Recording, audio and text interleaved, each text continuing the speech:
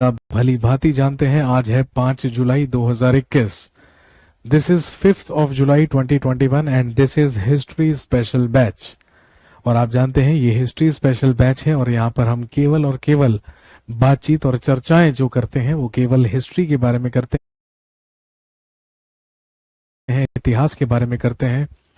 कुछ लोग मुझे यहाँ पर स्क्रीन पर नजर आ रहे हैं, मतलब कि उनके कमेंट्स और नाम नजर आ रहे हैं। मनीष, सुजान, सूरज, अभय, श्याम, सनातन, प्रभात, प्रेम, देवेंद्र, शुभम, राजा, मुकुल, आलोक, विकेश, राघवेंद्र, दीपू, ये कुछ लोग मुझे यहाँ पर नजर आए हैं। आप सभी लोगों का हार्दिक स्वागत है, हार्दिक अभिनंदन है।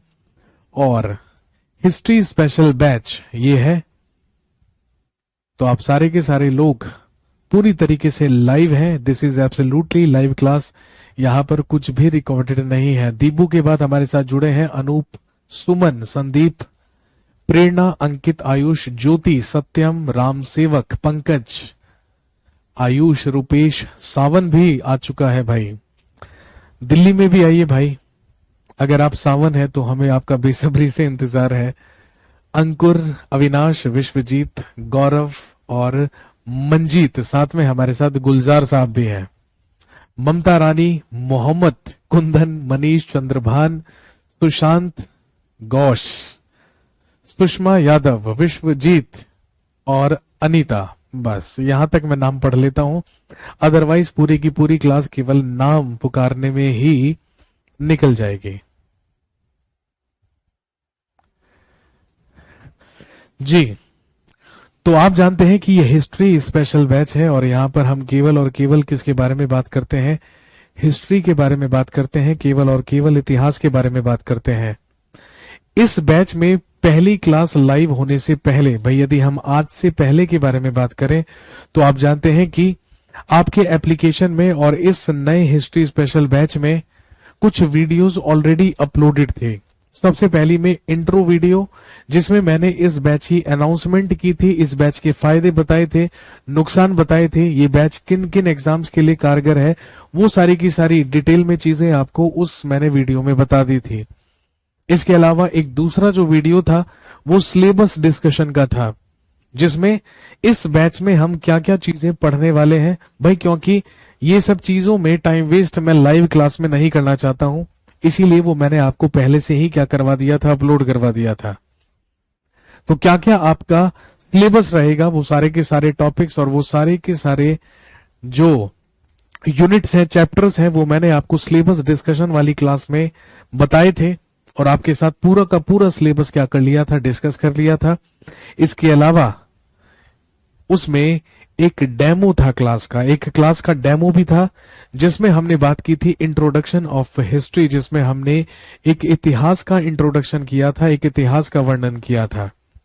और मोटे मोटे तौर पर मैं आपको बता देता हूं कि आप अच्छी तरीके से अब ये बात को जानते हैं, इस बात को समझते हैं कि जो इंडियन हिस्ट्री है, जो भारतीय इतिहास है, वो 3 मेजर पार्ट्स में क्या होती है, डिवाइडेड होती है। उसके 3 मुख्य भाग होते हैं, जिसमें सबसे पहला कहलाता है एंशिएंट इंडिया या प्राचीन भारत।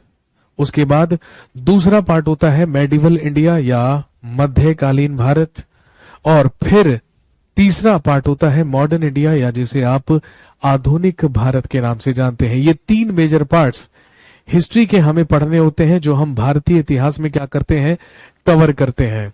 और आपको अच्छी तरीके से याद होगा कि जब हम 6th स्टैंडर्ड में पहुंचे थे, जब हम 6th क्लास में पहुंचे थे, तो ही हमें सेपरेट हिस्ट्री की बुक्स मिलनी शुरू हुई थी, जो बेसिकली एनसीईआरटी की किताबें हुआ करती थी, जो बेसिकली एनसीईआरटी बुक्स हुआ करती थी। और आप अच्छी तरीके से जानते हैं कि उन्हीं एनसीईआरटी बुक्स के माध्यम से ही हमने इतिहास को पढ़ना शुरू किया। और जब हम 6th स्टैंडर्ड में थे, जब हम 6th क्लास में थे, तो हमने प्राचीन भारत पढ़ा, एंशिएंट इंडिया पढ़ा। उसके बाद हम प्रमोट होकर 7th स्टैंडर्ड में पहुंचे, 7वीं क्लास में पहुंचे, तो हमने पढ़ा मेडिवल इंडिया, मध्यकालीन भारत। फिर उसके बाद हम लोग पहुंचे मॉडर्न इंडिया, 8th स्टैंडर्ड में हमने पढ़ा मॉडर्न इंडिया या आधुनिक भारत। बस यही 3 मेजर पार्ट्स हैं हिस्ट्री के, जो आपको क्या करने हैं, कवर करने हैं। तो चलिए, ये सारी की सारी बातें हम ऑलरेडी जो अपलोडेड वीडियोस हैं उसमें डिस्कस कर चुके हैं। कुछ और भी लोग हमारे साथ जुड़े हैं, जैसे मार्कस, ओके जी, श्रवण, नासरीन, अस्सलाम वालेकुम, वालेकुम अस्सलाम जी, सुनील, दीपिका, अर्जुन, ऋषभ, कंवर, आ जाइए भाई, आप भी आ जाइए। प्रमोट नहीं हुए थे सर, पास करके आते थे। भगवान ही जाने कैसे होते थे पास, अभी पता चल जाएगा। थोड़ी देर में ही दूध का दूध और पानी का पानी हो जाएगा कि छठी, सातवीं, आठवीं क्लास में कितनी पढ़ाई करी थी और कितनी नहीं करी थी। क्योंकि यहां पर सारे के सारे नालायक साबित कर दूंगा मैं, और आपको बता दूंगा कि जो चीजें आपने छठी, सातवीं, आठवीं क्लास में पढ़नी थी वो आप नहीं पढ़कर आए हैं, इसीलिए अब आपको मेरी शरण में आने की जरूरत पड़ रही है।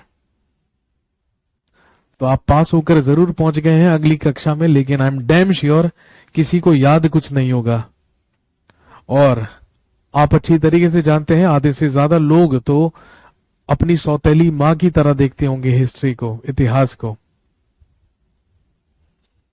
है ना, ये आप अच्छी तरीके से जानते हैं। तो मैं तो यही समझता हूं कि आप सारे के सारे लोग मेरे पास आए हैं बिल्कुल जीरो, बिल्कुल खाली दिमाग से।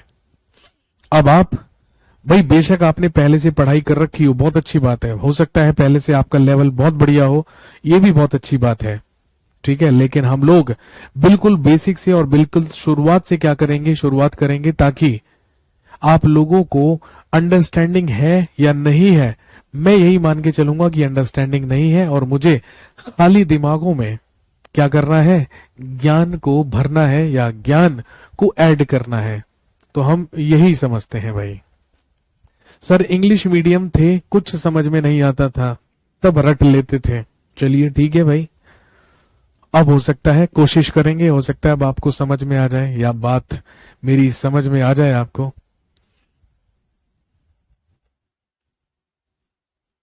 चलिए जी, तो हम बेसिक से शुरुआत करेंगे। हम सब जानते हैं कि हमारे पास हिस्ट्री के 3 मेजर पार्ट्स हैं। हम लोग शुरू कर रहे हैं दोस्तों पढ़ना। सबसे पहले हेडिंग डाल लीजिए, इंडियन हिस्ट्री। इंडियन हिस्ट्री या भारतीय इतिहास।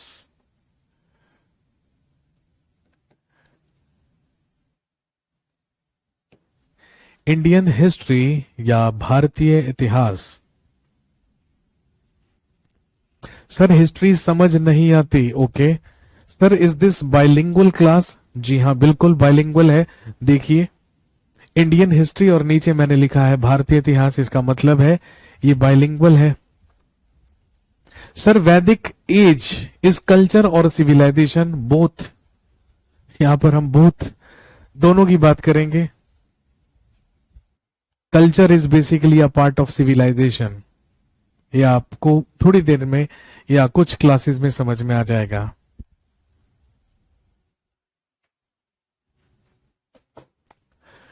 सर मैं हिस्ट्री में जीरो हूं, कोई बात नहीं, जीरो है तो बहुत अच्छी बात है।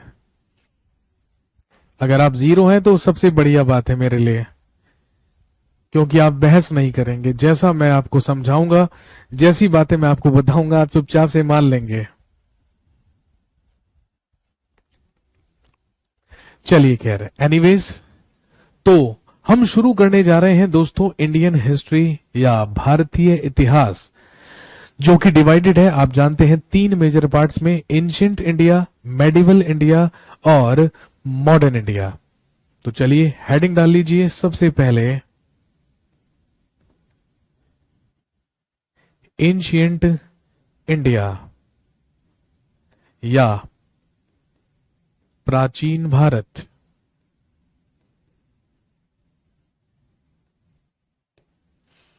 एंशिएंट इंडिया या प्राचीन भारत। यदि आपने क्लास का डेमो अटेंड किया था तो आपको पता होगा, और यदि आपने अटेंड नहीं भी किया था, आपको मुझ पर पूरा भरोसा था, तो सबसे बढ़िया बात है, फिर तो कोई दिक्कत ही नहीं है, ठीक है। इंडियन हिस्ट्री में हम शुरू करने जा रहे हैं एंशिएंट इंडिया या प्राचीन भारत। एंशिएंट इंडिया, प्राचीन भारत का मतलब है हमारे इतिहास का सबसे पुराना वाला भाग, सबसे प्राचीन वाला भाग। और आप अच्छी तरीके से जानते हैं कि यदि हम एंशिएंट इंडिया के बारे में भी बात करें, यदि हम प्राचीन भारत के बारे में बात करें, तो हमने एंशिएंट इंडिया को, प्राचीन भारत को भी फर्दर 3 महत्वपूर्ण भागों में क्या किया है, डिवाइड किया है, जिसमें सबसे पहला पीरियड क्या कहलाता है, प्री हिस्टोरिक पीरियड। इसे हम प्री हिस्टोरिक पीरियड कहते हैं, या आप हिंदी में इसे कह सकते हैं प्रागैतिहासिक काल।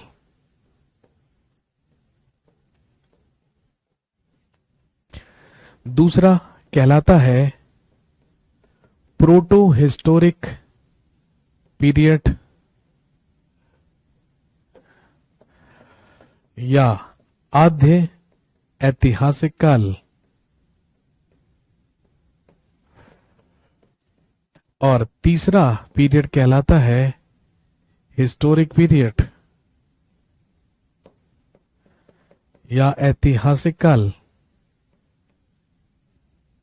हिस्टोरिक पीरियड या ऐतिहासिक काल, इन 3 पार्ट्स में डिवाइडेड है एंशिएंट इंडिया, प्राचीन भारत। चलिए सबसे पहले हम इनमें अंतर समझ लेते हैं, हालांकि मैं पहले भी समझा चुका हूं। प्री हिस्टोरिक पीरियड या प्रागैतिहासिक काल वो समय है, या ये उस काल को कहते हैं जिसके हमारे पास अवशेष तो हैं, जिसके हमारे पास फॉसिल्स तो हैं, लेकिन कोई भी रिटन सोर्स नहीं है, कोई भी लिखित जानकारी नहीं है। कहने का मतलब ये इतनी पुरानी बात है जब मनुष्य के द्वारा लिपियों का भी आविष्कार नहीं किया गया था, मनुष्य ने पढ़ने लिखने की शुरुआत नहीं की थी। उस समय हम शायद मानव नहीं, आदि मानव हुआ करते थे, और हम फूड गैदरर हुआ करते थे, भोजन संग्राहक हुआ करते थे, और एक स्थान से दूसरे स्थान पर भटका करते थे, विचरण किया करते थे भोजन की खोज में। We use to be a hunter that time, हम उस समय शिकारी हुआ करते थे और पत्थरों के बड़े बड़े औजार बनाकर जानवरों का शिकार किया करते थे। That period is known as prehistoric period. उसी को हमने क्या कहा, प्रागैतिहासिक काल कहा। और यही कारण है कि हमारे पास उसके अवशेष तो हैं, लेकिन लिखित जानकारी नहीं है। सर पहले कौन सा टॉपिक स्टार्ट करें? अरे मेरे भाई, जो चीजें समझाई जा रही हैं पहले उसको समझ तो ले। टॉपिक तो अभी हमने कोई भी स्टार्ट नहीं करा है ना।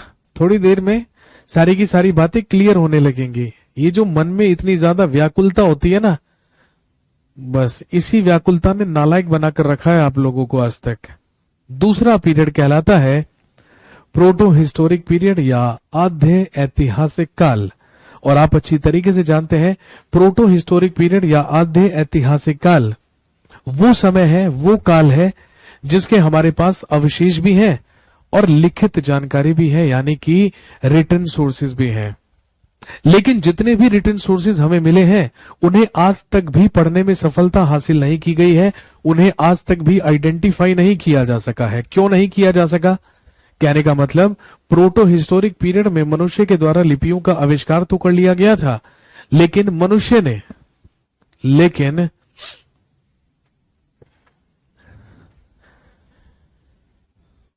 के द्वारा लिपियों का आविष्कार कर लिया गया था इस पीरियड में। लेकिन ध्यान रखेंगे मनुष्य ने क्या लिखा, क्या कन्वे करने की कोशिश की, ये हम आज तक समझ नहीं पाए, क्योंकि उस लिपि में अक्षरों का या लेटर्स का इस्तेमाल नहीं हुआ करता था। वो एक पिक्टोग्राफिक स्क्रिप्ट हुआ करती थी, वो एक भाव चित्रात्मक लिपि थी जिसमें या जिसे चित्र बना बनाकर लिखा जाता था।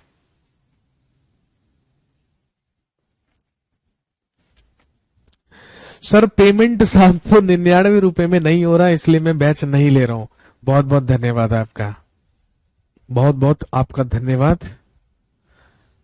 ठीक है, अच्छा हुआ कि आपने 799 में बैच नहीं लिया, 899 में आप लेना नहीं चाहते हैं, 799 में आपको मिला नहीं, बहुत अच्छा हुआ। नहीं तो आप अगले 6 महीने तक मेरे सर में दर्द करते इसी बात को लेकर।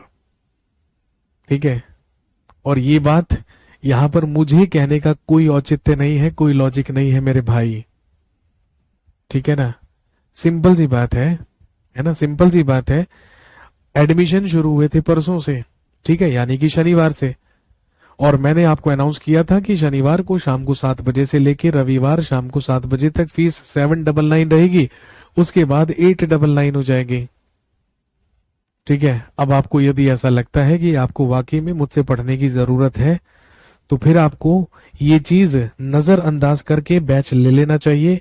लेकिन यदि सबसे ज्यादा मैटर यही करता है कि 799 या 899, तो कोई दिक्कत नहीं है मेरे भाई, आप अगले महीने का इंतजार कर सकते हैं, ठीक है ना। लेकिन आप मेरे पढ़ाते हुए बैच के बीच में ये बात करेंगे तो धन्यवाद कि आपने बैच नहीं लिया, मैं बच गया, नहीं तो 6 महीने तक मेरे सर में दर्द होता। ठीक है, तो प्रोटो हिस्टोरिक पीरियड वो पीरियड है जिसके हमारे पास अवशेष भी हैं, लिखित साक्ष्य भी हैं, लेकिन उन लिखित साक्ष्यों को आज तक भी पढ़ने में सफलता हासिल नहीं की गई है। और इसके बाद हिस्टोरिक पीरियड, ऐतिहासिक काल, ये वो समय है, ये वो पीरियड है जिसके हमारे पास अवशेष भी हैं, लिखित साक्ष्य भी हैं, और सारे के सारे लिखित साक्ष्यों को पढ़ने में भी सफलता हासिल कर ली गई है, उन्हें पढ़ भी लिया गया है। That period is known as historic period. इन 3 पीरियड्स में डिवाइडेड है अकेला एंशिएंट इंडिया, अकेला प्राचीन भारत।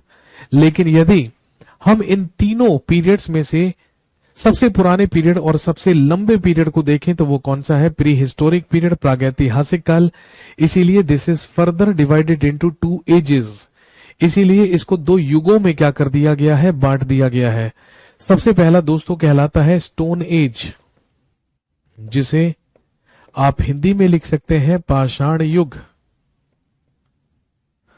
और दूसरा कहलाता है मेटल एज, या आप इसको कॉपर एज भी कह सकते हैं, या धातु युग भी कह सकते हैं। भाई आप जानते हैं मनुष्य ने सबसे पहले अपने लिए किस धातु का आविष्कार किया था? कॉपर, तांबा। इसीलिए आप इसको कॉपर एज भी कह सकते हैं, ताम्र युग भी कह सकते हैं, लेकिन मैंने यहां पर क्या लिख दिया है? Metal age. एक ही बात है, कंफ्यूज होने की कोई जरूरत नहीं है। नाम से ही पता चल रहा है कि जिस युग में मनुष्य के द्वारा केवल स्टोन्स या पाषाणों का इस्तेमाल किया जाता था, उसी को हम क्या कहते हैं? स्टोन एज, उसी को हम पाषाण युग कहते हैं। लेकिन जब मनुष्य ने अपने लिए धातु का भी आविष्कार कर लिया तो हम प्रवेश कर गए मेटल एज में, जहां पर हम कॉपर एज की बात करते हैं, ब्रॉन्ज एज की बात करते हैं, आयरन एज की बात करते हैं, अलग अलग धातुओं के हिसाब से। और यदि हम इस स्टोन एज के बारे में बात करें तो आप अच्छी तरीके से जानते हैं कि stone age is further divided into 3 periods, जिसमें सबसे पहला कहलाता है पैलियोलिथिक पीरियड,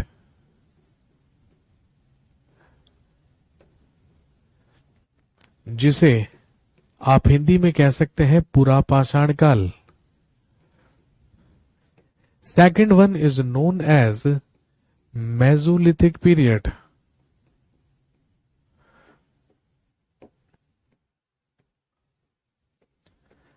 या मध्य पाषाण काल, और तीसरा होता है नियोलिथिक पीरियड।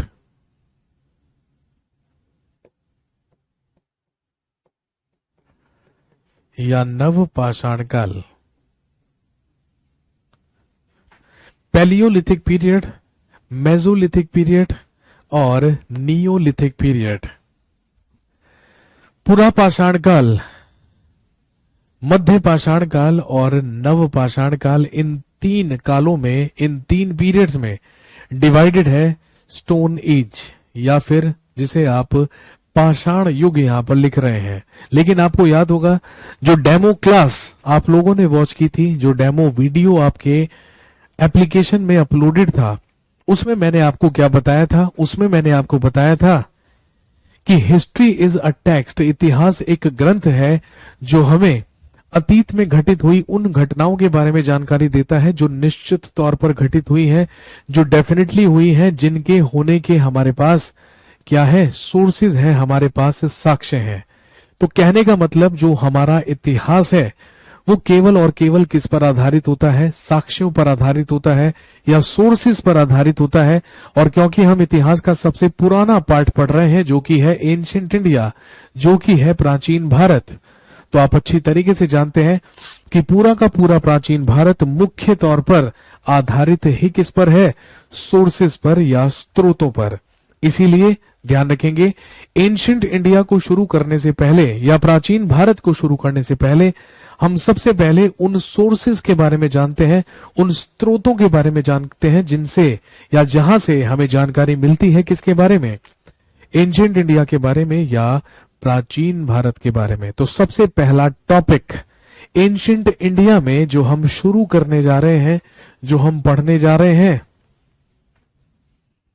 जिससे एंशिएंट इंडिया को पढ़ने के लिए हमें क्या मिलेगा, मोटिवेशन भी मिलेगा, एक कॉन्फिडेंस भी मिलेगा, और हमें पता भी चलेगा कि एंशिएंट इंडिया में हम जो भी बात करेंगे, हम जो भी घटनाओं के बारे में बात करेंगे या जिन भी चीजों के बारे में बात करेंगे, उनके सोर्सेज किस किस प्रकार के हो सकते हैं, ये हमें जानकारी मिलेगी। इसीलिए एंशिएंट इंडिया में सबसे पहला टॉपिक और सबसे पहला यूनिट लिखिए, हेडिंग डालिए। सबसे पहले हम शुरू करने जा रहे हैं अबाउट द सोर्सेज ऑफ, लिखेंगे सोर्सेज ऑफ एंशिएंट पीरियड।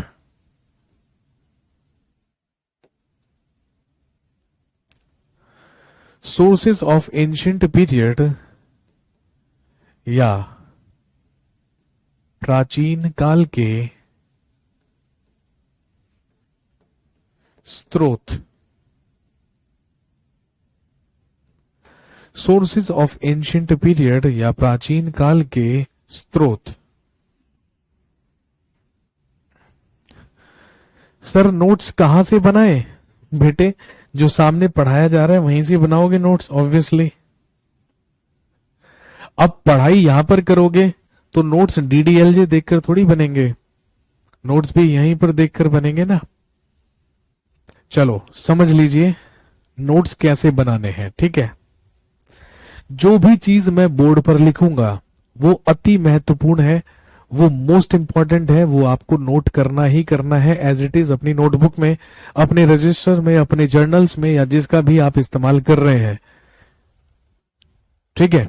इसके बाद दूसरी चीज, जो चीज मैं बोर्ड पर नहीं लिखूंगा लेकिन आपको नोट करने के लिए कहूंगा और यहां से आपको डिक्टेट करूंगा, वो चीज भी आप अपने नोटबुक में नोट करेंगे।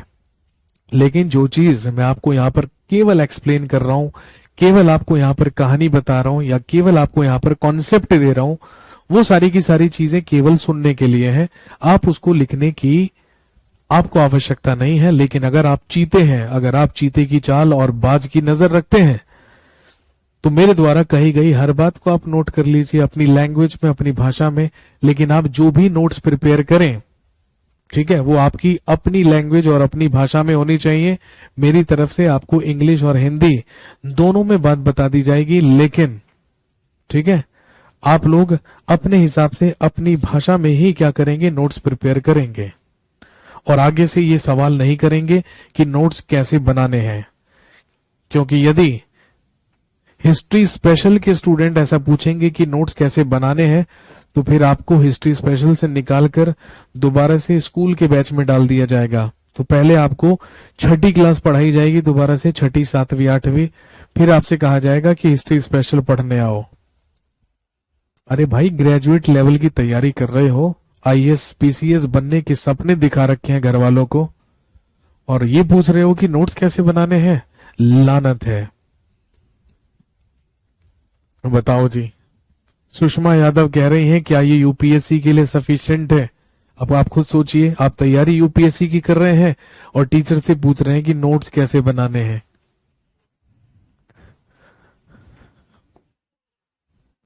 और आपको मुझसे पूछने की बेटे जरूरत नहीं है, is that sufficient for UPSC और नॉट।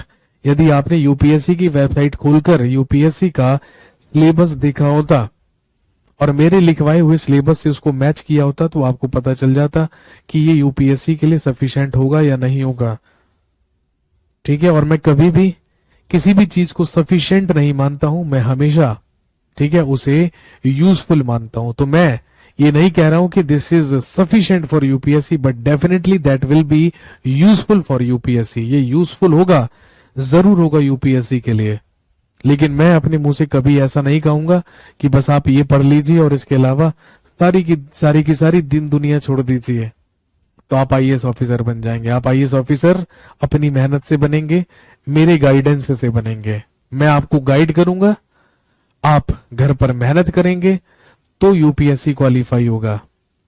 यूपीएससी के लिए दुनिया की कोई भी चीज सफिशिएंट नहीं है, अनंत है जीएस, जीएस का कोई अंत नहीं है, ये आप अच्छी तरीके से जानते हैं। चलिए, सोर्सेज ऑफ एंशिएंट पीरियड, हम बात करेंगे सबसे पहले प्राचीन काल के उन स्रोतों के बारे में या उन सोर्सेज के बारे में जहां से हमें एंशिएंट हिस्ट्री या एंशिएंट इंडिया के बारे में जानकारी मिलती है। और आप जानते हैं कि हम शुरू करने जा रहे हैं इंडियन हिस्ट्री या भारतीय इतिहास। तो कहने का मतलब हम पढ़ेंगे इंडिया की हिस्ट्री या भारत का इतिहास। क्या है इंडिया, क्या है भारत? आप अच्छी तरीके से जानते हैं कि हमारे देश का नाम ही क्या है, इंडिया या भारत। तो हम बात कर लेते हैं सबसे पहले ही किसके बारे में, अपने देश के नामकरण के बारे में। चलिए जी, लिख लीजिए, ओरिजिन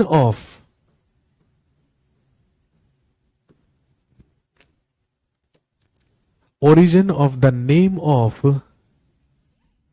आवर कंट्री।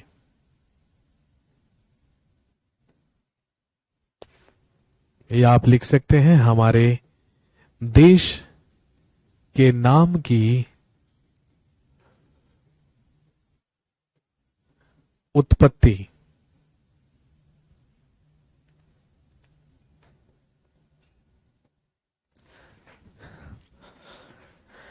सबसे पहले तो हमें ये जानना है कि हम जिस देश का इतिहास पढ़ने जा रहे हैं, जिस देश के इतिहास के बारे में हम बात कर रहे हैं, उस देश का नामकरण कैसे हुआ है। भाई आप जानते हैं दुनिया में सबसे ज्यादा महान केवल एक ही देश है, इंडिया, हिंदुस्तान, भारत, साडा इंडिया, साडा भारत। इससे महान देश और कोई नहीं। देश सबसे महान, लेकिन देश के लोग उतने ही नालायक जितना महान देश। कहने का मतलब हम जितने भी इंडियंस यहां पर हैं, हम लोग डिजर्व नहीं करते इतने महान देश में रहना, लेकिन हम लोगों ने नाश कर डाला है इस देश का। इतना महान देश हमारा है, प्राचीन काल से ही इतनी ज्यादा डाइवर्सिटीज, इतनी ज्यादा विविधताएं हमारे देश में है, लेकिन इस देश के जो लोग हैं ना, वो नालायक हो चुके हैं। अब उन्हें फिर से कोड़े और चाबुक मारने की जरूरत है, तभी सुधरेंगे वो लोग। सर मैंने रविंद्र सर का जीएस एनसीईआरटी वाला बैच परचेज कर लिया है। ओके, तो आपका बैच परचेज करें या नहीं बेटे? आप देखिए, सिंपल सी बात है। क्या आपको लगता है कि मैं आपको कभी भी ये बोलूंगा कि मेरा बैच परचेज मत करो? ठीक है, सबसे पहले आप ये डिसाइड कीजिए कि आप किस एग्जाम की तैयारी कर रहे हैं।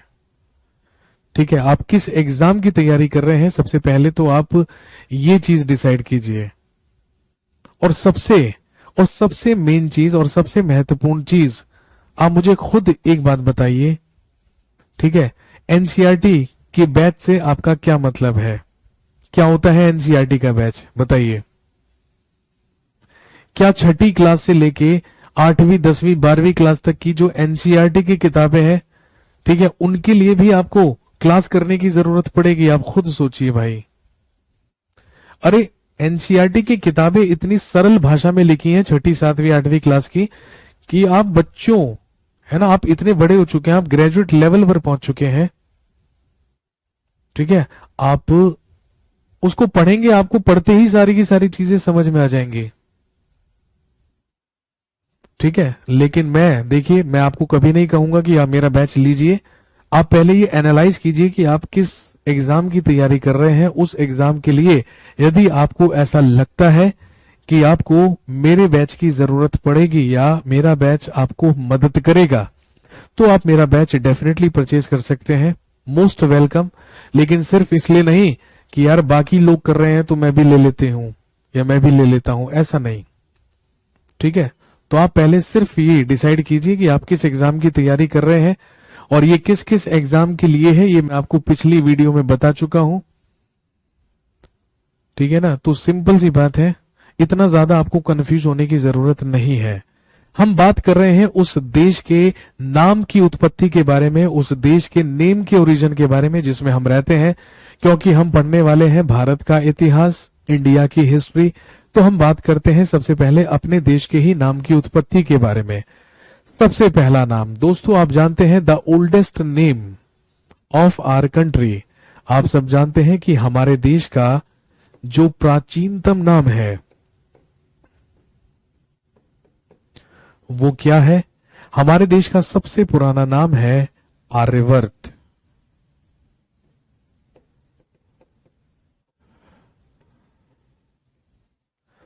ये बात आपने सबने सुनी होगी, बहुत बेसिक सी बात बताई है मैंने, ठीक है, मैंने बहुत बेसिक सी बात बताई है यहां पर कि भारत का जो प्राचीनतम नाम है, जो ओल्डेस्ट नेम है, ठीक है, वो क्या है? आर्यवर्त। सर यूपीएससी की तैयारी, देखिए अगर आप यूपीएससी की तैयारी कर रहे हैं तो आपको मुझसे पूछने की भी जरूरत नहीं है, ठीक है, फटाफट से बैच को परचेज कर लीजिए। यूपीएससी की अगर आप तैयारी कर रहे हैं तो बिना सोचे समझे आप बैच को परचेज कर लीजिए, ठीक है, और इतिहास को पढ़ने के लिए केवल और केवल इस क्लास को अटेंड कीजिए।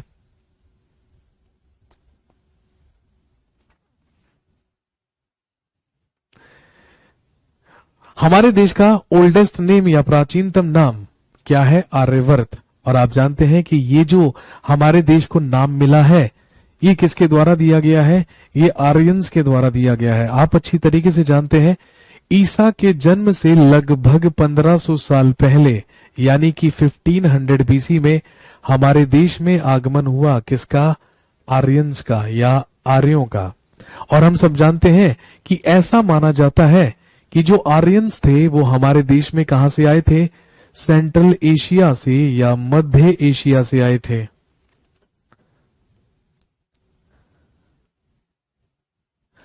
और जब 1500 बीसी में, 1500 ईसा पूर्व में आर्यंस का भारत में आगमन हुआ तो आप जानते हैं कि आर्यंस ने भारत में प्रवेश किया और उत्तर में कश्मीर से लेकर दक्षिण में उत्तरी राजस्थान तक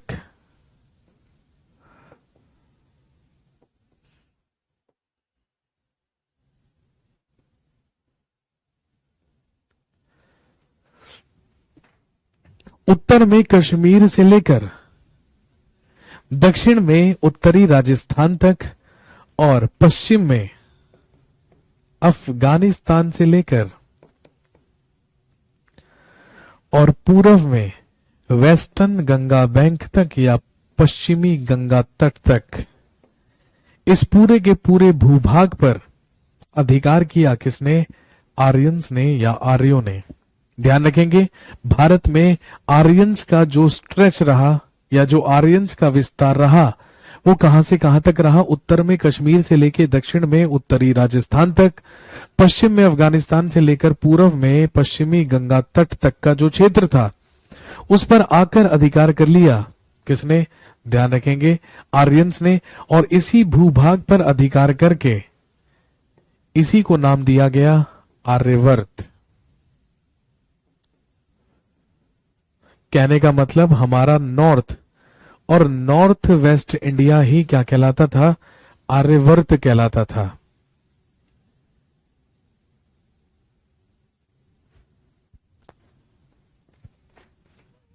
तो हमारे देश को सबसे प्राचीन नाम, सबसे पुराना नाम मिला है आर्यवर्त, जो आर्यंस के द्वारा दिया गया है। इसके अलावा ध्यान रखेंगे हमारे देश का ही जो नॉर्थ वेस्टर्न पार्ट है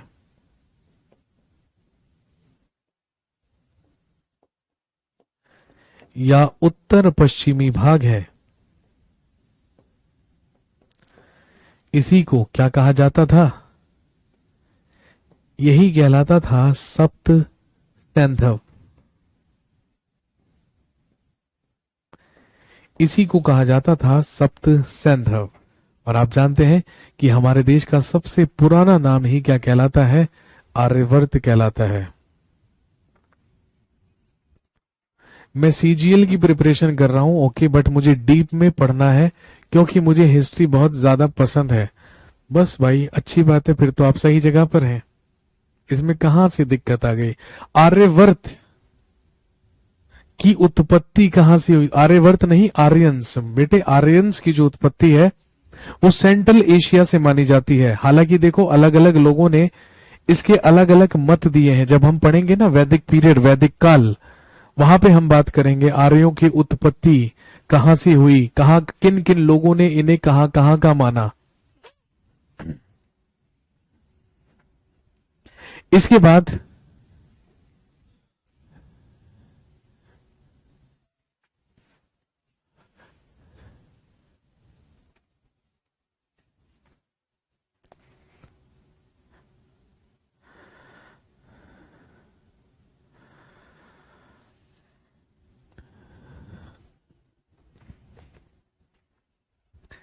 इसके बाद हमारे देश का दूसरा प्राचीन नाम है भारत। हमारे देश का दूसरा प्राचीन नाम है भारत। और आप अच्छी तरीके से जानते हैं कि हमारे देश का नाम भारत दो सोर्सेस से हमें पता चलता है, या दो स्रोतों से हमें पता चलता है। और आप अच्छी तरीके से जानते हैं कि वो दो सोर्सेस कौन कौन से हैं जहां से हमारे देश का नाम पता चलता है भारत। सबसे पहला सोर्स है महाभारत।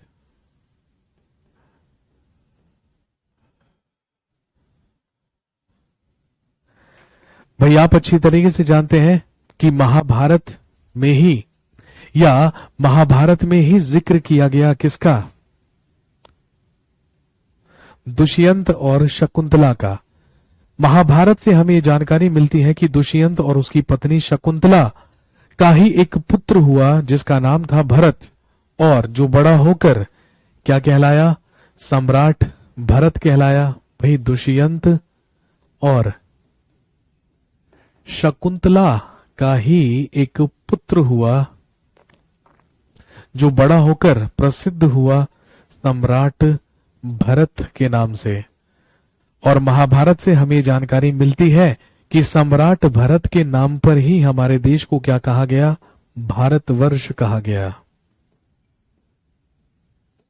तो हमारे देश को जो भारत नाम मिला या भारतवर्ष नाम मिला, वो कहां से मिला? वो महाभारत से मिला। दूसरे सोर्स की यदि हम बात करें, भाई ये तो रहा पहला सोर्स। दूसरे सोर्स की यदि हम बात करें तो ध्यान रखेंगे जैन माइथोलॉजी से, या यदि हम जैन मान्यताओं के बारे में बात करें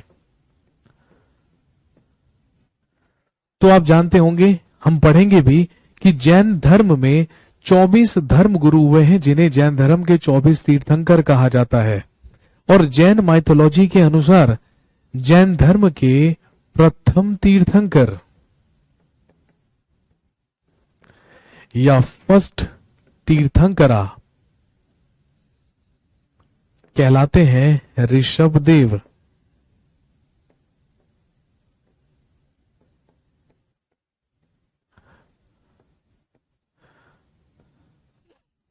जैन धर्म के अनुसार जैन धर्म के प्रथम तीर्थंकरा या प्रथम तीर्थंकर माने जाते हैं ऋषभदेव। और आप जानते होंगे जैन मान्यताओं के ही अनुसार ऐसा माना गया है कि ऋषभदेव के 2 पुत्र थे, और ऋषभदेव के ही बड़े पुत्र का नाम था भरत। और ऋषभदेव के बड़े पुत्र भरत के नाम पर ही हमारे देश का नाम क्या पड़ा है? भारतवर्ष।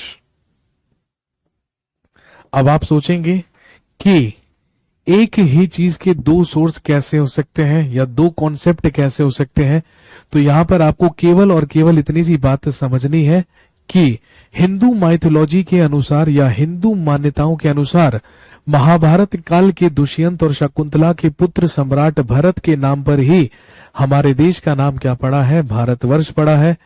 लेकिन यदि हम जैन मान्यताओं या जैन माइथोलॉजीज के बारे में बात करें तो ध्यान रखेंगे जैन धर्म के पहले तीर्थंकर ऋषभ देव के बड़े पुत्र भरत के नाम पर ही हमारे देश का नाम क्या पड़ा है?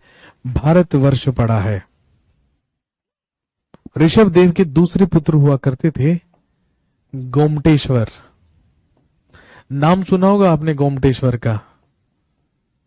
स्टैच्यू ऑफ यूनिटी से पहले भारत में सबसे ऊंची मूर्ति ही कौन सी हुआ करती थी? गोमटेश्वर की मूर्ति हुआ करती थी। ये कर्नाटक के श्रवण बेलगोला नामक स्थान पर है।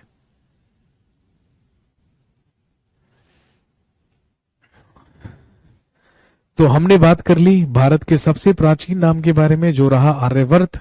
उसके बाद हिंदू माइथोलॉजी और जैन माइथोलॉजी के अनुसार भी हमारे देश को क्या कहा गया? भारत कहा गया।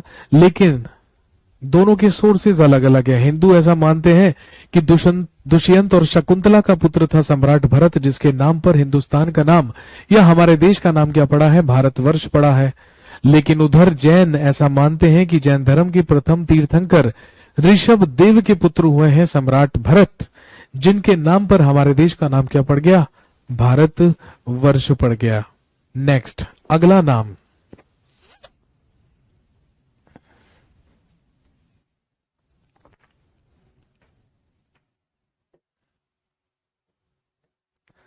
हमारे देश का अगला नाम है हिंदुस्तान।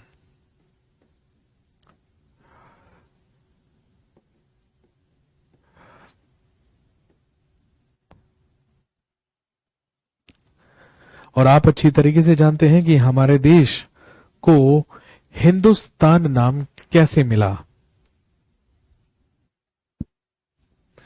दोस्तों, यदि हम भारत पर होने वाले सबसे पहले विदेशी आक्रमण के बारे में बात करें, या first foreign invasion in India, Bharat में होने वाला सबसे पहला विदेशी आक्रमण, या first foreign invasion in India,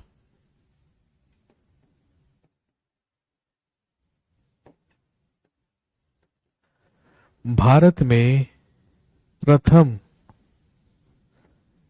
विदेशी आक्रमण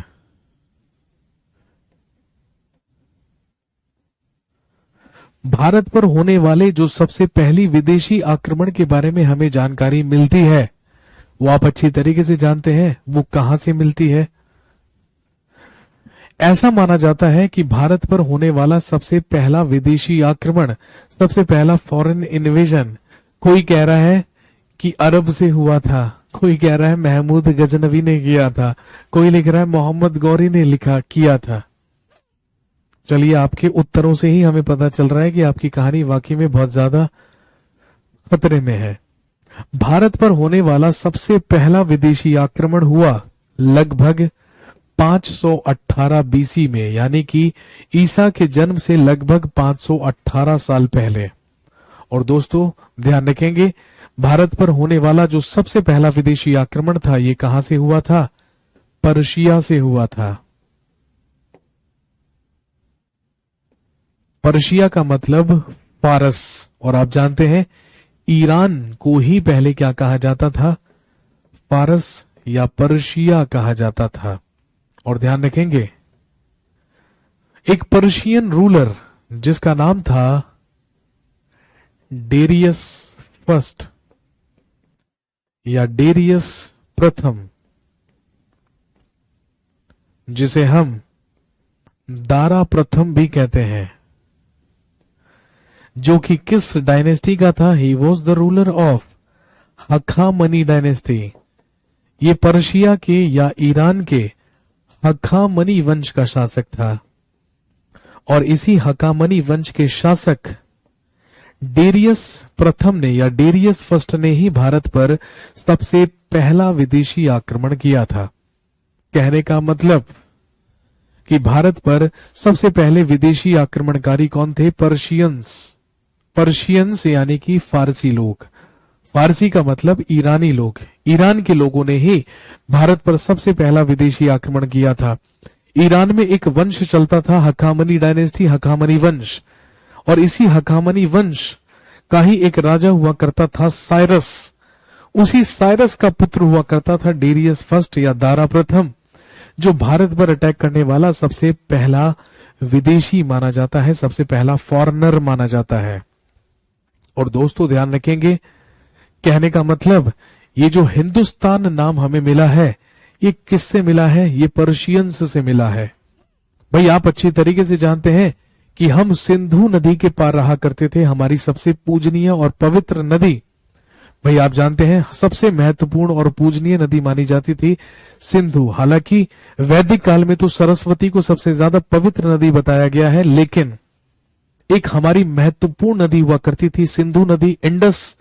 और आप जानते हैं कि हम लोग सिंधु नदी के पार रहा करते थे, लेकिन पर्शियन लैंग्वेज में, फारसी भाषा में सा का उच्चारण ही नहीं होता है, सा की प्रोनाउंसिएशन ही नहीं होती है।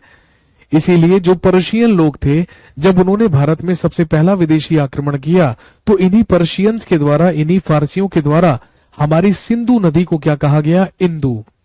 इन्होंने ही हमारी सिंधु को इंदु कहा, और सिंधु के पार रहने वाले लोगों को इन्होंने ही क्या कहा? सबसे पहले इंदु, और इस देश को नाम दिया गया हिंदुस्तान। वही हिंदुस्तान मॉडिफाई होकर क्या बन गया? हिंदुस्तान। तो कहने का मतलब सिंधु या इंदु से ही हमारा देश कहलाया हिंदुस्तान। और सिंधु के पार रहने वाले लोग जो सनातन धर्म के फॉलोअर्स हुआ करते थे, उन्हीं को तो आप जानते हैं क्या कहा जाता है? उन्हीं को तो हिंदू कहा जाता है। तो हमारे देश का जो हिंदुस्तान नामकरण हुआ, वो किसने किया? पर्शियंस ने किया, वो फारसियों ने किया। सर आप इस बैच में एंशिएंट से ही स्टार्ट करोगे ना? बेटे हम तो एंशिएंट से शुरुआत कर चुके हैं ऑलरेडी। ये देखो यहां पर लिखा है एंशिएंट इंडिया, प्राचीन भारत। हम तो ऑलरेडी शुरुआत कर चुके हैं।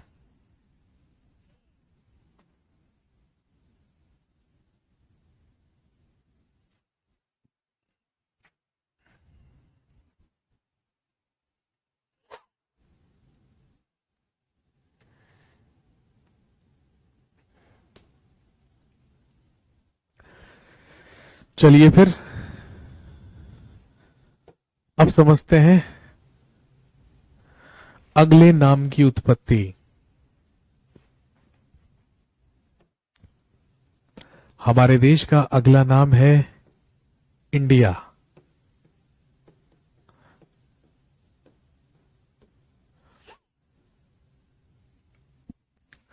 और ये जो इंडिया नाम है, ये जो इंडिया नाम की उत्पत्ति है, ये कहां से हुई है? ध्यान रखेंगे, हमारे देश पर दूसरा विदेशी आक्रमण, सेकंड फॉरेन इन्वेजन, या हमारे देश पर होने वाला द्वितीय विदेशी आक्रमण,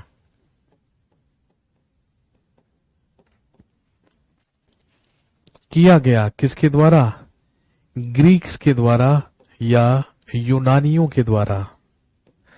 आप अच्छी तरीके से जानते हैं कि भाई जो आज ग्रीस है, वही तो क्या कहलाता है? यूनान कहलाता है। और ग्रीस के ही लोग क्या कहलाते हैं? ग्रीक कहलाते हैं, यूनानी कहलाते हैं। भारत पर होने वाला जो दूसरा विदेशी आक्रमण हुआ, वो ग्रीक्स के द्वारा किया गया, वो यूनानियों के द्वारा किया गया। और आप अच्छी तरीके से जानते हैं 326 ईसा पूर्व में हमारे देश पर हुआ इन्वेजन ऑफ अलेक्जेंडर या सिकंदर का आक्रमण।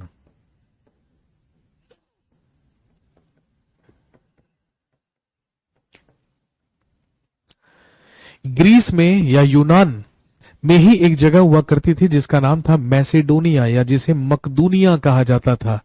और दोस्तों ध्यान रखेंगे, उस मैसेडोनिया या मकदूनिया में ही एक रूलर रूल किया करता था जिसका नाम था राजा फिलिप। और उसी राजा फिलिप का ही बेटा हुआ करता था अलेक्जेंडर द ग्रेट या सिकंदर महान। और यही अलेक्जेंडर 3rd सेंचुरी बीसी में या 3री शताब्दी ईसा पूर्व में भारत पर अटैक करने के लिए आया था। और 326 बीसी में, 326 ईसा पूर्व में आप जानते हैं कि हमारे देश पर हुआ था दूसरा विदेशी आक्रमण, जो ग्रीक्स ने किया, जो यूनानियों ने किया, जिनका राजा था अलेक्जेंडर द ग्रेट या सिकंदर महान। और ध्यान रखेंगे, इन्हीं यूनानियों ने हमारी सिंधु नदी को भाई हम किस नदी के पार रहते थे? सिंधु के पार रहते थे, तो इन्होंने ही हमारी सिंधु नदी को क्या कहा? इंडस। यूनानियों ने ही हमारी सिंधु रिवर या सिंधु नदी को नाम दिया इंडस। और ध्यान रखेंगे, इंडस से ही हमारा देश क्या बना? इंडिया। और आप जानते हैं इंडिया में रहने वाले लोग ही क्या कहलाए? इंडियंस कहलाए।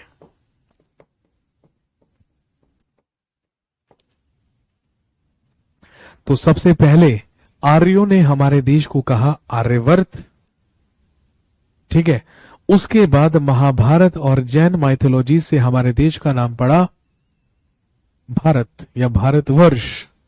और ध्यान रखेंगे, इसके बाद हमारे देश को ईरानियों या पर्शियंस के द्वारा कहा गया हिंदुस्तान, और फिर यूनानियों के द्वारा या ग्रीक्स के द्वारा हमारे देश को नाम दिया गया इंडिया।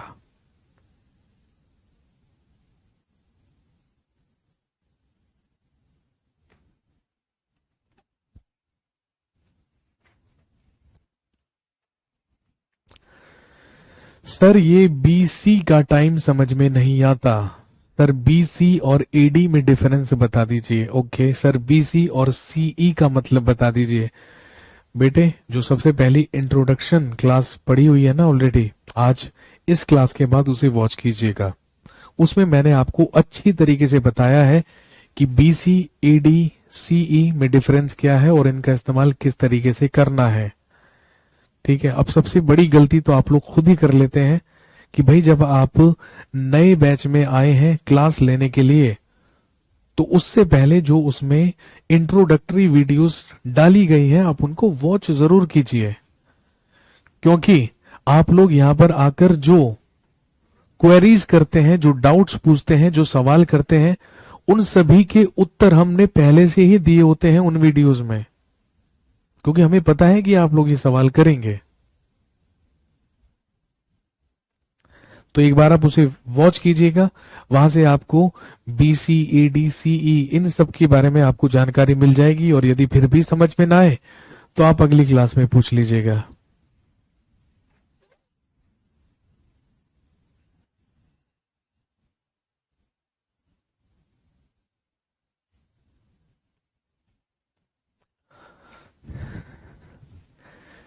सर आर्यों के आने से पहले, सर आर्यों के आने से पहले इस देश का क्या नाम था? बेटे आपको पता होगा, आर्यों के आने से पहले यहां पर चला करती थी सिंधु घाटी की सभ्यता, इंडस वैली सिविलाइजेशन, या जिसे आप हड़प्पा सिविलाइजेशन भी कहते हैं। और आप अच्छी तरीके से जानते होंगे कि जो इंडस वैली सिविलाइजेशन है, जो सिंधु घाटी की सभ्यता है, वो किस काल में आती है? That comes under proto historic period. वो आधे ऐतिहासिक काल में आती है। और आधे ऐतिहासिक काल वो काल है जिसके हमारे पास अवशेष भी हैं, रिटन सोर्सेज भी हैं, लिखित साक्ष्य भी हैं। लेकिन जितने भी लिखित साक्ष्य हमें मिले हैं उन्हें आज तक भी पढ़ने में सफलता हासिल नहीं की गई है। कहने का मतलब, अगर उन रिटन सोर्सेज में हमारे देश का नाम लिखा भी होगा तो हम उसे आज तक पढ़ नहीं पाए हैं, उसे हम आज तक आइडेंटिफाई नहीं कर पाए हैं। तो आप खुद बताइए कि मैं कैसे बता दूं, या कोई भी कैसे बता दे कि भारत में आर्यों के आने से पहले हमारे देश का नाम क्या हुआ करता था।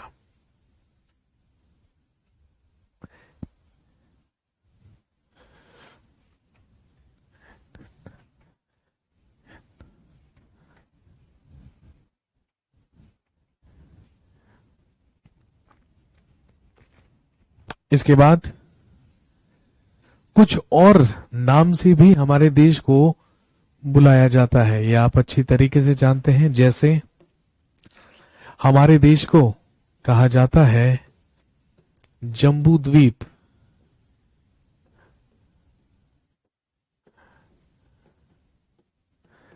हमारे देश को ही जम्बू द्वीप भी कहा गया है। और आप जानते हैं जिसके मुख्य सोर्स या स्रोत क्या है? इंस्क्रिप्शंस ऑफ अशोका,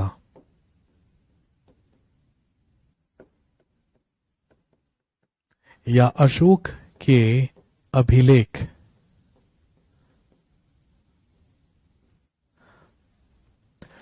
आप अच्छी तरीके से जानते होंगे भारत में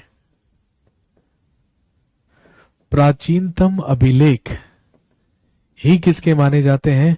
अशोक के माने जाते हैं, जो मुख्य रूप से ब्राह्मी लिपि और खरोष्ठी लिपि में लिखे हुए मिले हैं।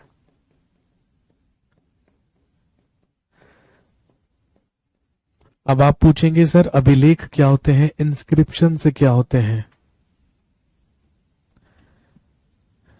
तो ध्यान में रखेंगे, पत्थरों पर, मेटल्स पर, लकड़ियों पर, रॉक्स पर, केव्स में उत्कीर्ण की गई या खोदी गई या गाड़ी गई जितनी भी लिपियां हमें मिली हैं, जितनी भी स्क्रिप्ट्स हमें मिली हैं, उन्हीं को क्या कहा जाता है? इंस्क्रिप्शंस कहा जाता है, उन्हीं को अभिलेख कहा जाता है। भारत में सबसे पुराने इंस्क्रिप्शंस, सबसे पुराने अभिलेख माने जाते हैं इंस्क्रिप्शंस ऑफ अशोका या अशोक के अभिलेख, जो मुख्य रूप से हमें ब्राह्मी लिपि और खरोष्ठी लिपि में मिले हैं। और ध्यान रखेंगे, अशोक के अभिलेखों को सबसे पहले 1837 में पढ़ने का काम किसने किया था? जेम्स प्रिंसेप ने किया था। जेम्स प्रिंसेप ही वो व्यक्ति था जिसने सबसे पहले अशोक के अभिलेखों को पढ़ा था 1837 में, 1837 में। आईएएस के प्रीलिम्स का एग्जाम है भाई, आईएएस प्रीलिम्स का ही क्वेश्चन है और आई गेस 2019 में पूछा गया था, 2018 या 2019 में पूछा गया था कि अशोक के अभिलेखों को सबसे पहले किसने पढ़ा था? He was James Prinsep. और इसी ने अशोक के अभिलेखों को पढ़कर हमें बताया था कि हमारे देश का नाम अशोक के अभिलेखों में जम्बू द्वीप भी कहा गया है।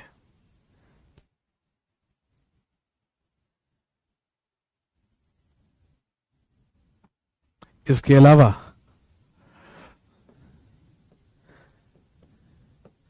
अगला नाम लिखेंगे यिन तू।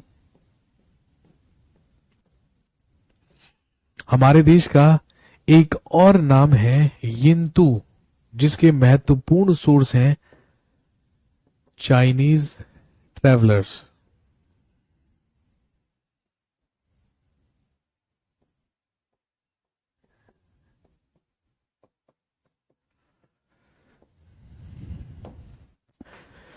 आप जानते हैं कि प्राचीन काल से ही, एंशिएंट पीरियड से ही हमारे देश में विभिन्न विदेशी यात्रियों का आगमन होता रहा है और विभिन्न देशों से हमारे देश में यात्री आए हैं। तो ध्यान रखेंगे, हमारे देश में चाइना से आने वाले भी बहुत सारे ट्रेवलर्स हुए हैं। तो उन चाइनीज ट्रेवलर्स के ही द्वारा, उन चीनी यात्रियों के द्वारा ही हमारे देश को क्या कहकर संबोधित किया गया है? यिन तू कहकर संबोधित किया गया है, क्योंकि जब हम उनके डिस्क्रिप्शंस पढ़ते हैं, जब उनके वृत्तांतों के बारे में बात करते हैं, तो वहीं पर आप अच्छी तरीके से जानते हैं कि हमारे देश को यिन तू भी कहा गया है।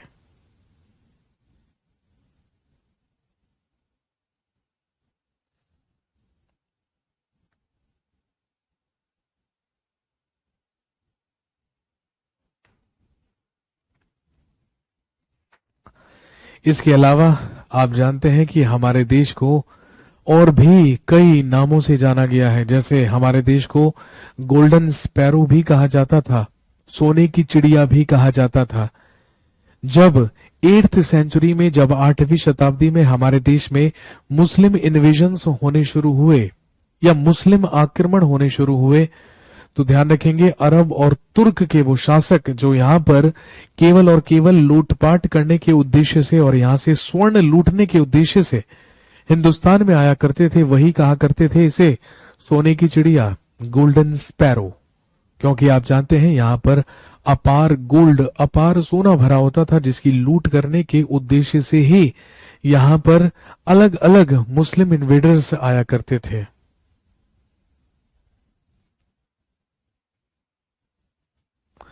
इसके अलावा आप जानते हैं हमारे ही देश को जब ब्रिटिशर्स आए, जब अंग्रेज आए, तो वो लोग इसे लैंड ऑफ स्नेक चार्मर्स भी कहा करते थे, इसे सपेरों का देश भी कहा करते थे। क्योंकि आप अच्छी तरीके से जानते हैं कि हमारे देश के अलावा दुनिया में और कहीं पर आपको सपेरे नहीं मिलेंगे, स्नेक चार्मर्स नहीं मिलेंगे, लेकिन यहां पर मुख्य रूप से मिला करते थे। अंग्रेज इसे लैंड ऑफ स्नेक चार्मर्स भी कहा करते थे। इवन यदि आप आज भी इंडिया से बाहर चले जाएं और बाकी एशियन कंट्रीज में चले जाएं, तो आप अच्छी तरीके से जानते हैं कि बुद्धिज्म की उत्पत्ति भारत से हुई थी।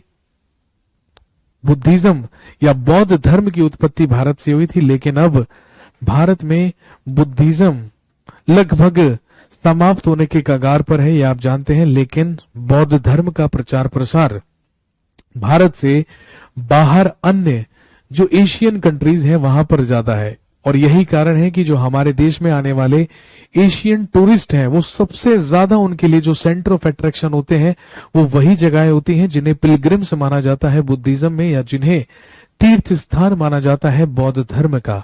और यही कारण है कि जब हम हिंदुस्तान से बाहर निकलकर, इंडिया से बाहर निकलकर बाकी एशियन कंट्रीज में देखते हैं, तो बाकी एशियन कंट्रीज आज भी हमारे देश को क्या कहती हैं? Land of Buddha. आज भी हमें बुद्ध का देश कहा जाता है, क्योंकि बौद्ध धर्म की उत्पत्ति और गौतम बुद्ध को भी क्या माना जाता है? भारत का ही माना जाता है, क्योंकि भारत से ही उत्पत्ति मानी जाती है। किसकी? बुद्धिज्म की या बौद्ध धर्म की। तो दोस्तों, ये थे हमारे देश के कुछ नामकरण या हमारे देश के कुछ नाम। लेकिन अगर हम एट प्रेजेंट बात करें, यदि हम आज के या वर्तमान की बात करें, तो आप जानते हैं कि वर्तमान में हमारे देश के केवल 2 नाम हैं, क्योंकि हम वर्तमान में उसी को सही मानेंगे जो संवैधानिक रूप से सही होगा, जो कॉन्स्टिट्यूशनली राइट होगा। तो आज हमारे देश के कॉन्स्टिट्यूशनली या संवैधानिक रूप से 2 नाम हैं, और आप अच्छी तरीके से जानते हैं। सबसे पहला नाम इंडिया और दूसरा भारत। और ये बात आप अच्छी तरीके से जानते हैं कि हमारे संविधान के अनुच्छेद 1 में साफ साफ कही गई है और कहा गया है कि India that is Bharat shall be a union of states. India अर्थात भारत राज्यों का संघ होगा।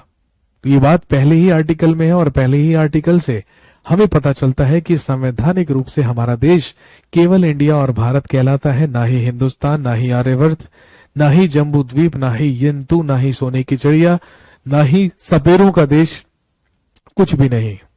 तो दोस्तों, हमने सोर्सेज ऑफ एंशिएंट पीरियड, प्राचीन काल के स्रोतों में बात की। आज केवल और केवल अपने देश के नाम की उत्पत्ति के बारे में। लेकिन कल जब आपसे मुलाकात होगी इसी समय 12:45 पर, तो हम सोर्सेज ऑफ एंशिएंट पीरियड में ही पढ़ेंगे कि हम प्राचीन भारत जो पढ़ने जा रहे हैं उसके बारे में जानकारी हमें कितने प्रकार के सोर्सेज से मिलती है। तो आप जानते हैं मुख्य रूप से 2 प्रकार के सोर्सेज होते हैं, एक आर्कियोलॉजिकल पुरातात्विक स्रोत और एक लिटरेरी सोर्सेज, या जिन्हें आप साहित्यिक स्रोत कह सकते हैं। कहानी जारी रहेगी कल भी हम इसी टॉपिक को कंटिन्यू करेंगे, sources of ancient period.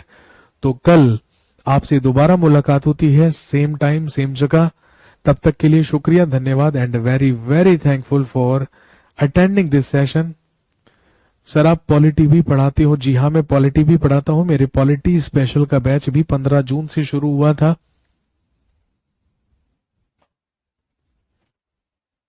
Career will पर मैं 2 सब्जेक्ट्स पढ़ाता हूं, हिस्ट्री भी और पॉलिटी भी। ठीक है, चलिए, थैंक यू वेरी मच, शुक्रिया। See you in the next class tomorrow. Have a nice day.